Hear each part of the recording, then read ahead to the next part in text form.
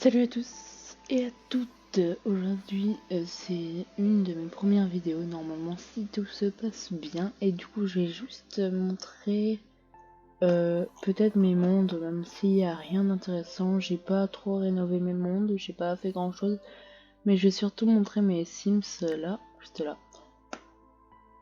et pas vous raconter légèrement leur histoire, mais pas trop en détail. Donc là, on a la famille Echo, qui est beaucoup plus grande que ça en fait, mais c'est juste que vu qu'ils sont trop pour les Sims, bah ça nous montre pas tous. Et en gros, cette femme, son histoire, c'est juste qu'elle a eu plein d'enfants. Elle fait une sorte de 100 baby challenge, mais sans les règles, on va dire.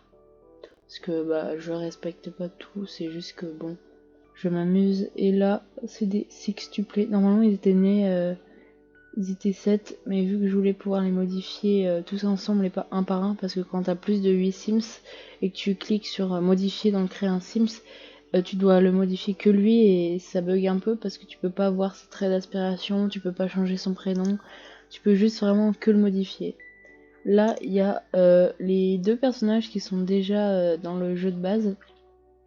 Sauf que là, je les ai fait adopter un garçon qui est aveugle, c'est un petit garçon aveugle.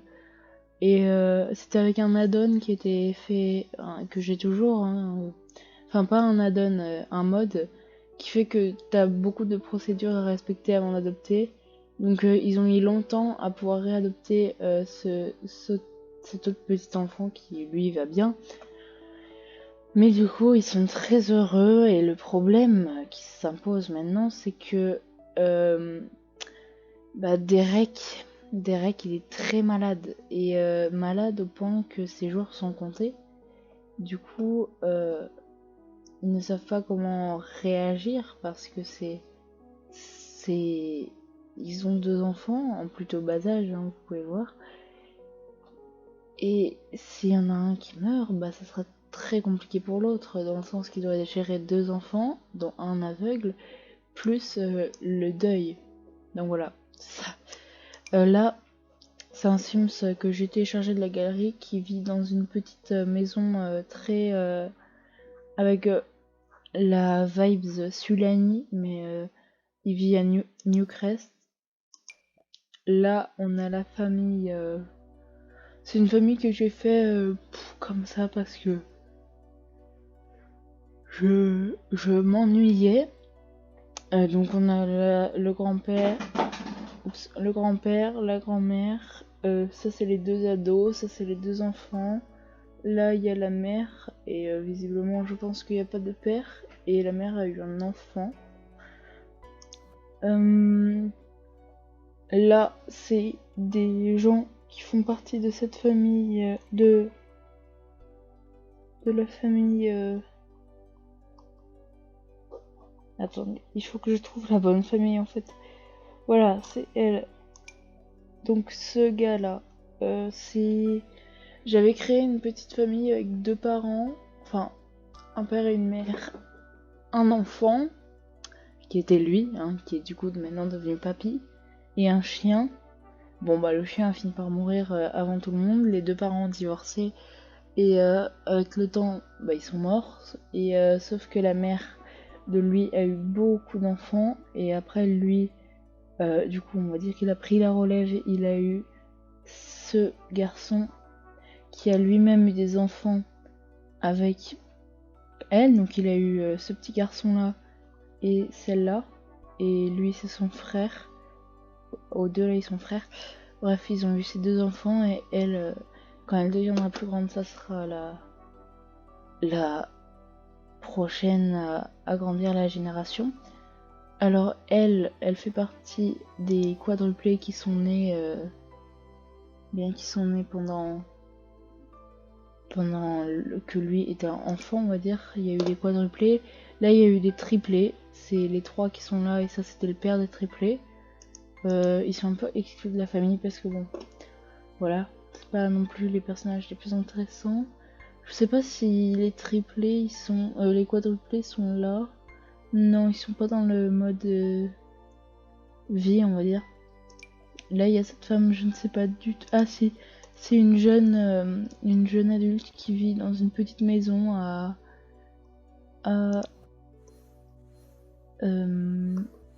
là, ici, à Windenburg. Après, il y a elle qui a une histoire très particulière d'une maison il faut que je vous montre, parce que cette maison a une histoire très poussée, on va dire. Là, il y a les Américains. J'ai marqué American. Voilà, waouh. C'est même pas écrit correctement en plus. Là, il y a la mère, le père, les deux enfants. Et ils ont eu 7 enfants pendant que je n'étais absolument pas là. Mais c'est super, voilà.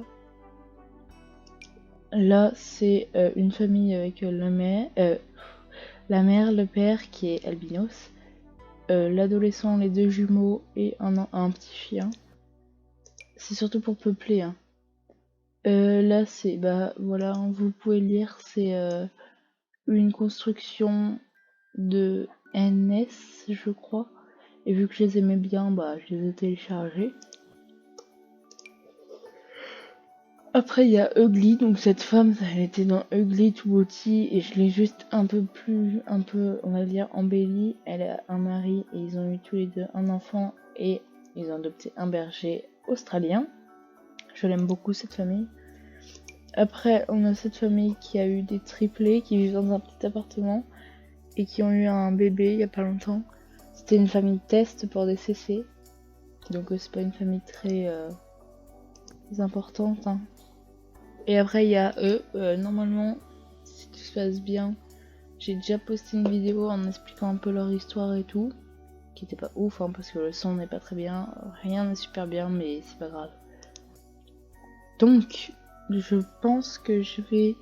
Ah oui, c'était cette fille, il faut que je vous montre son histoire. Donc c'est ici. Voilà, c'est la maison qui s'appelle Héritage. En fait, cette jeune fille, il y a pas longtemps, a reçu en héritage de sa grand-mère une maison. Mais le problème, c'est que cette maison a une très mauvaise réputation parce qu'il y a des rumeurs comme quoi il y a eu un meurtre ici. Personne ne sait vraiment d'où vient cette rumeur et personne ne sait. Mais personne n'ose s'approcher de cette maison et personne n'en voulait. Voilà, personne n'en voulait. Du coup, eh bien, elle a hérité à tort, enfin pas à tort, mais sans vraiment le vouloir, de cette petite maison et son histoire tout à fait rassurante. Et du coup, je vais vous montrer la maison. On va aller en tac. Bon, c'est vraiment... Voilà, je vais zoomer. Au moins, on est à la taille à peu près d'un Sims. Punaise, ça va trop lentement. Alors là, on a un petit porche d'entrée où on pourrait rentrer, mais on va pas le faire. Tac, là, il y a une petite voiture. Là, il y a plein de colis, plein de lettres, des boîtes de pizza. Bref, il y a plein de coins et de recoins sales ici. Là, il y a une grande barrière très sale, vieille, cassée. D'ailleurs, là, on voit la maison que je vous parlais, là, un peu style Sulani. Tac, on continue à avancer, on arrive sur le jardin. Le jardin est son petit étang sale, avec un pont qui s'est cassé. Et quand vous regardez dans l'eau, hop, voilà, on va pas trop regarder plus, hein. Vous voyez, il y a pas mal de petits trucs dans l'eau, elle est sale. Là, on a un petit tas de déchets. Ah, il est bien mystérieux ce petit tas de déchets. Là, il y a un petit panneau de signalisation. Je ne sais pas pourquoi il y a ça. C'est parce qu'on va dire que c'est en travaux. C'est moi qui l'ai fait, mais je vous avoue que des fois j'ai placé juste des trucs pour dire de placer. Là, j'ai mis plein de petites herbes. Et là, il y a une tombe d'un chien qui est décédé. Écoute, ça arrive, ça c'était la vie. Là, il y a un petit banc avec des petites décorations, voilà. Et là, il y a un endroit, un petit tronc d'arbre avec un petit personnage comme c'est fait en laine. Il y a des fleurs, ma foi plutôt récentes, posées au pied de ce petit endroit. Alors les gens n'ont pas trop compris. Certains ont dit que c'était un mémorial, d'autres ont dit que c'était une tombe. Personne ne sait vraiment. Ici on a une vieille fontaine qui marche pas, bien sûr, hein. Là il y a plein de déchets, il y a la porte d'un frigo, bref, il y a plein de trucs. Et voilà, il y a pas grand chose d'autre à l'extérieur. Donc on va comme ça allonger sur le côté et on va re-rentrer. Oh, j'avais jamais vu ça, regardez. Ça fait un peu une salle de cinéma. Enfin, moi je trouve que ça fait penser à un truc de cinéma parce qu'il y a plein d'affiches, mais c'est plutôt un bar de musique. J'avais jamais vu ça, c'est trop sympa. J'avais vraiment jamais remarqué ça. Et pourtant, je joue aux Sims depuis 2017. Voilà, on va monter. On est un peu trop petit, c'est pas grave. Là, c'est vision d'un enfant. Alors là, il y a un petit buisson pour aller aux toilettes parce que bah y a pas de toilette en fait. Enfin si, il y en a, mais à l'intérieur il y a pas de toilette, on sait pas trop pourquoi. Là il y a une vieille cuisine toute cassée, vous voyez. Il y a encore des aliments dans le frigo qui ne doivent plus être bons, pas du tout. Il y a de la bière, là il y a un four cassé. C'est une maison qui a été vidée légèrement mais pas entièrement. C'est pour ça que tout est très simple, il n'y a pas de décoration, mais il reste les meubles, et personne ne sait vraiment pourquoi il reste les meubles, mais il y a encore les meubles. Là, il y a des petits livres qui étaient restés posés, c'était des livres qu'adorait la grand-mère qui vivait là avant. Là, il y a une vieille télé, et là, il y avait le petit coin du chien que la grand-mère n'a jamais enlevé, même après la mort de son chien. Et il y avait une petite cheminée, donc on va monter à l'étage.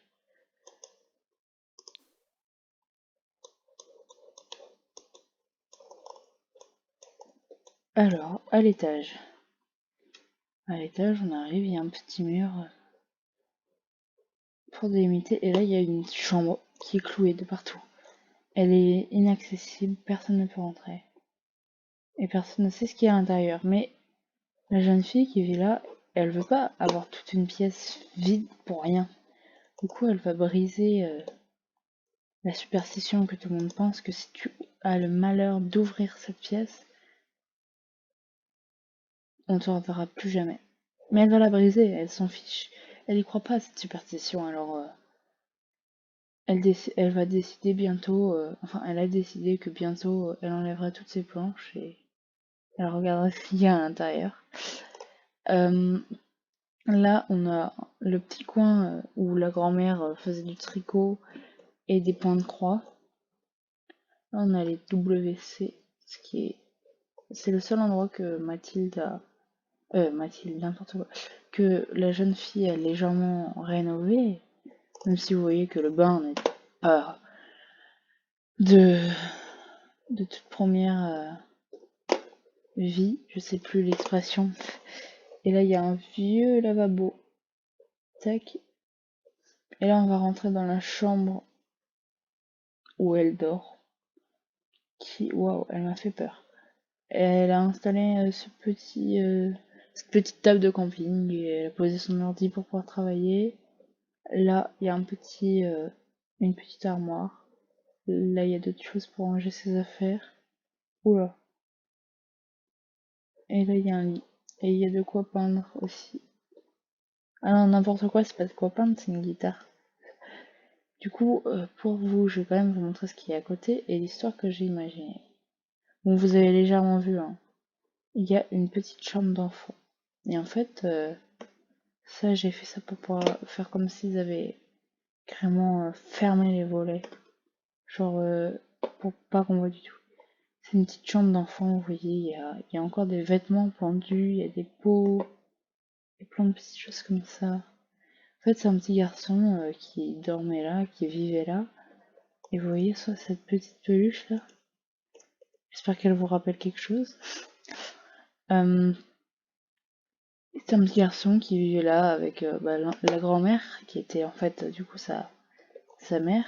Et un jour, en allant le chercher après la sieste, la grand-mère ne le retrouve plus.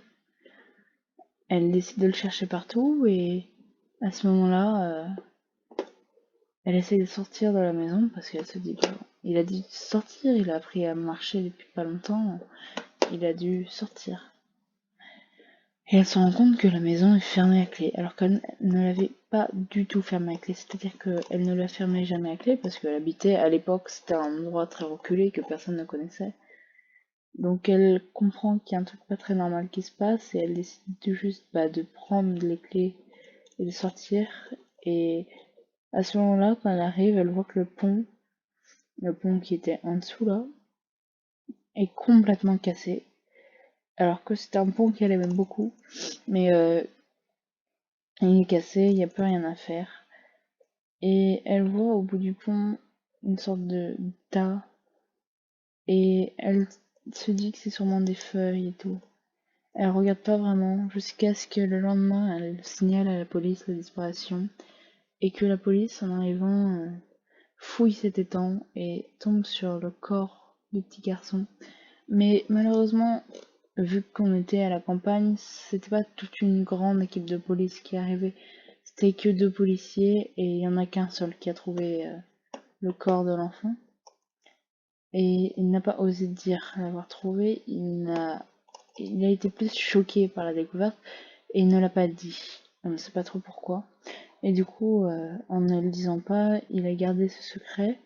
Et avec le temps, il a fini par mourir et personne ne sut où était cet enfant. Il avait été déclaré comme disparu et on l'a toujours cherché, mais en vain. Mais avec le temps, vu que les gens ont commencé à habiter à côté, vous voyez, les maisons ont poussé, on va dire, sont sorties de terre, et bien, des rumeurs se sont amplifiées, comme quoi il y aurait eu un meurtre. Un meurtre parce que les gens entendaient des bruits courir, mais vous connaissez très bien tout ce qui est les rumeurs, ça part de rien, et puis il y a une seule personne qui peut mal comprendre la chose, et puis ça empire tout. Ça fait effet boule de neige, alors c'est ce qui s'est passé. On a prétendu que la grand-mère avait tué son enfant.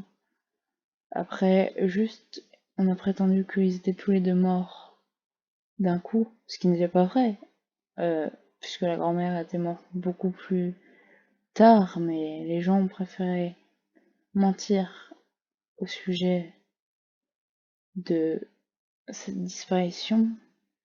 Est-ce que c'était plutôt pour se faire peur ou alors c'était plutôt de la débilité? Ça, personne ne le sait, mais le problème c'est que cette jeune fille qui vient d'emménager, tout ça, elle le sait pas. Elle n'est pas au courant de tout ce qui s'est passé. On ne sait pas trop comment ça se fait qu'elle n'est pas au courant. Du moins, elle est au courant que des rumeurs qu'on lui a dit quand elle est arrivée. Et des rumeurs que lui ont partagé ses frères et sœurs quand ils lui ont donné la maison, en lui expliquant pourquoi elle pouvait largement garder la maison, que ça les dérangeait pas du tout. Alors, elle se dit que c'est pas vrai, que c'est juste des histoires. Elle décide juste d'y vivre et puis elle s'en fiche. De toute façon, elle n'a pas peur. Voilà. Désolée pour mon récit très peu qualitatif, mais j'essaie de faire de mon mieux. Bref, passez une très bonne journée. Bye bye. Bye bye.